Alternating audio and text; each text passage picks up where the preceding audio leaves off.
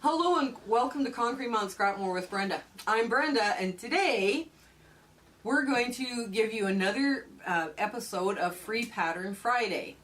But first, I want to give a shout out to Stephanie from Memoirs of a Long Arm Quilter. I'm going to put a link in the show notes below for her YouTube channel. She came and helped out on our International Stitch Marathon, and she was just so much fun, and we had such a great time chatting with her and getting to know her a little bit better. But first, this is what we're going to do today. We're going to do a deconstructed log cabin, and I'm going to show you how to make quilts out of this. So come on in, let's get to the sewing. Okay, first I'm going to show you what this looks like as a regular log cabin. This is how you would lay it out for a regular log cabin. Now this idea comes from the food industry and restaurants and everything else. What they do is they take elements like this and then they go around, just a minute here, I'll try and show you what I'm doing here. And then they take elements like this and they start laying them out differently. Just so we get, you know, some different variety and everything like this. Okay. Now, but this is what we're going to sew to show you a deconstructed log cabin. Now, basically your 1.5 inch squares, these are all 1.5 inch strips.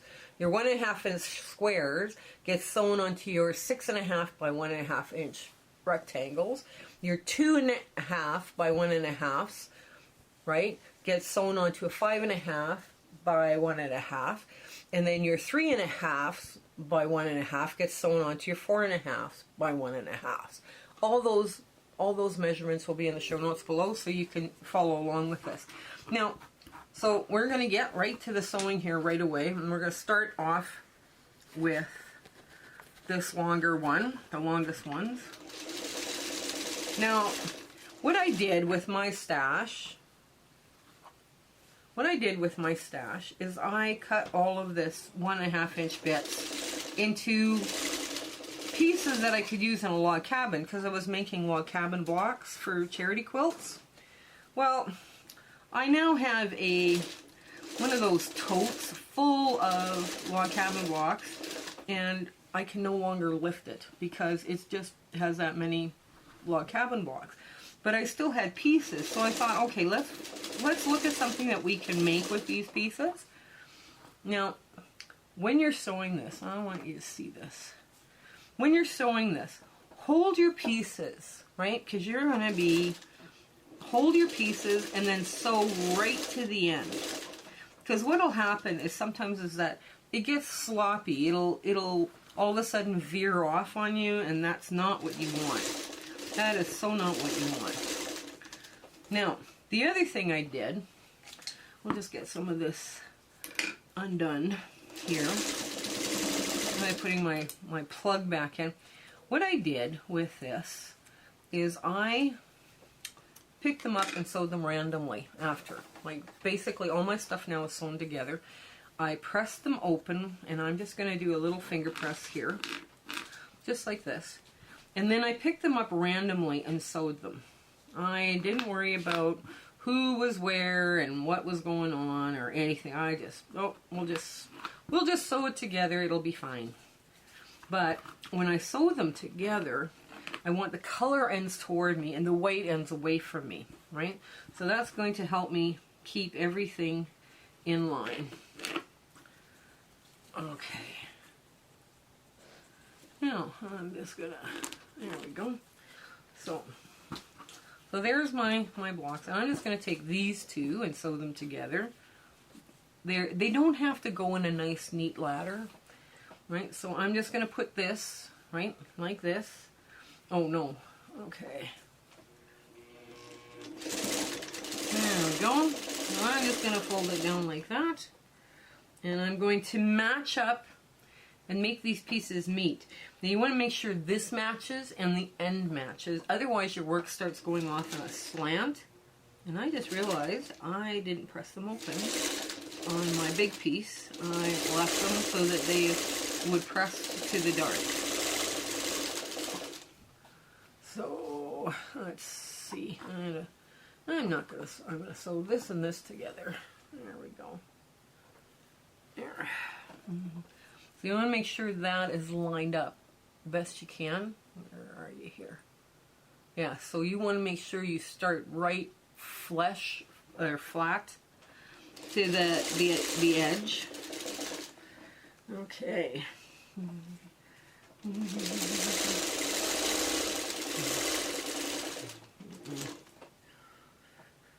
There. This is a real simple block to do. Okay.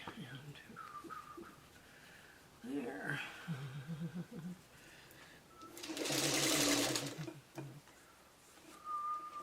There we go.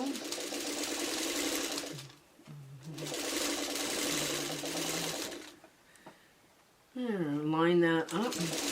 And don't let go of this until that very edge here is through and under the needle. There we go. Now, lift that up. And, okay, then we just take our time, we line them up. There. And we line them up, any way we want to make sure we get some definition and whatnot going on. So we can line them up like that. I don't know if you can see that very well. And anyways, okay. So I'm just going to sew them like this because they work. It looks good. There's, you know, 2 greens or strips are in here, but nothing is matching. So I'm just going to keep sewing this until I get a block. There we go.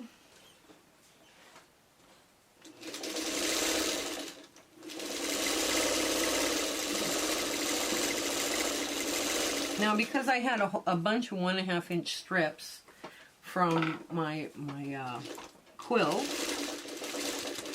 or doing my quilt blocks, I sewed all of them together. I decided, let's clear this out. I have a bunch of beautiful scraps that I want to start cutting into, and I'm not going to get to them if I have a bunch of 1.5 inch strips hanging about. I also have a bunch of 2 inch strips hanging about, and I want to make sure they're gone too. So anyway, so here we are with this block. Now I have sewn it together randomly because I've sewn all of the blocks together randomly that I have done. So this is what this is going to look like now, like this, okay? So you can see that. Now what I'm going to do is I'm going to quickly grab the big piece of fabric that I have.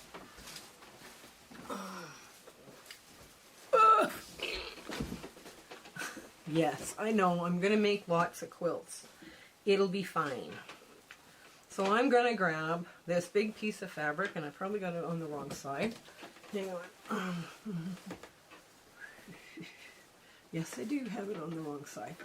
So I'm going to grab these 2, and what I'm going to do is I'm going to take this end and sew this to it, just like so. And I'm going to have one very long, I sewed all of them together like this. I have one very, very long piece of sewn bits like that, with all the colors to one side. So all the neutrals or the low volumes are at one end, and all the colored bits are at another end. Come on. There we go. Now, this is how I'm going to sew them together. I'm going to take, and maybe we could back this up a bit, because I'm going to sew them together just like you would a jelly roll race. Okay. So, what I'm going to do, now I ironed all of these other ones, right? So how I've ironed them is that the bottom is going to go this way and the top is going to go this way. So that's how I'm going to put all of these together. And the color is sewn to the color. And you don't even worry now about whether or not you're touching the same color as touching, because there's so much going on in here that you're just going to do this. Now, it'll get easier. Now I'm lining these up so that they're all working the same way, right? So when you open it up, this is what you're going to have, right? So let me do this entire length and I'll show you what I've got, and then I'll show you what I do from there. Okay, I've reached the end. So now I've got like these 2 slats left to do. So what I'm going to do is I'm just going to open up these stitches here just a bit, because I want to be able to sew right off the end onto my trusty plug. And I'm just going to open it up with a bit of a stitch ripper help, and it doesn't take much to open these up. Now, what I did when I was sewing this, I actually pushed my sewing machine up against my cutting table. I wanted my cutting table to take the weight of the sewn piece, and I wanted the rest of the stuff that had to be sewn was laying across my legs, right? So what happened was I ended up with, really not, getting rid of the weight off my legs onto the sewing table.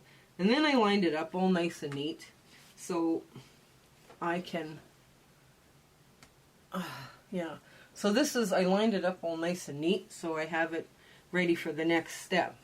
Now the next step is going to be, I'm going to count off 72 of these, and what I'm going to do with those 72 is I'm going to stitch rip them out, right? Now this thing now measures 14.5 across, and I'm not sure how long it is because I was just using up stuff. So I'm hoping to make 2 twin-size quilts for charity and a table runner. But if I get 3 out of it, or a baby quilt for charity, I'll do that instead of making a table runner. I think just to move this stuff along here a little bit, and I'll just pull out all those little loose threads, and there we go. There. And there. It's all threads. There we go. And now we'll just finish this. And now, as I've been sewing, the top is going this way and the bottom is going this way, right? Those seams are nesting beautifully, and yes, I've nested all of them. So when I go to sew the next row, like I'll count out 72 and then I'll just do the next row, and those will also nest because it's all been ironed the right way. So I'm going to be back with quilts.